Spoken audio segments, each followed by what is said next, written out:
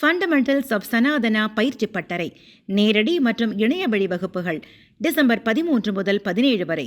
தொடர்புக்கு 7338824242.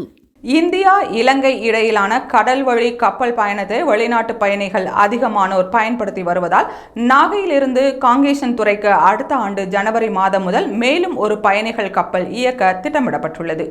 இந்தியா இலங்கை இரு நாடுகளின் கலாச்சாரம் மற்றும் சுற்றுலாவை மேம்படுத்துவதற்காக நாகையிலிருந்து இலங்கை காங்கேசன் துறைக்கு பன்னாட்டு பயணியர் கப்பல் போக்குவரத்து சேவை 2023 அக்டோபர் 10 துவங்கப்பட்டது. கப்பல் சேவை துவங்கப்பட்ட நாள் முதல் இந்த பயணியர் கப்பலை பயன்படுத்தும் சுற்றுலா பயணிகள் மற்றும் வர்த்தகர்களின் எண்ணிக்கை நாளுக்கு நாள் அதிகரித்து வருகிறது.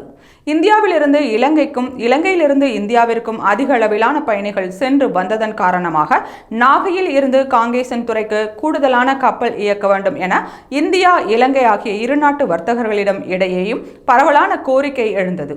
இதனை பரிசீலித்த கப்பலை இயக்கும் சுபம் நிறுவனம் அடுத்த ஆண்டு ஜனவரி முதல் 250 பேர் பயணிக்கக்கூடிய வகையில் மேலும் ஒரு புதிய கப்பலை நாகையில் இருந்து காங்கேசன் துறைக்கு இயக்க திட்டமிட்டுள்ளது.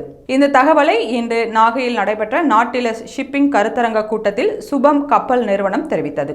மேலும் கடல்சார் கல்வி மற்றும் பயிற்சியை முடித்த உள்ளூர் கடலோடிகளுக்கும் முன்னுரிமை அளித்து அவர்களுக்கு சுற்றுலா மற்றும் வர்த்தக கப்பல்களில் வேலை வாய்ப்பை வழங்க உள்ளதாகவும் தெரிவித்தனர்.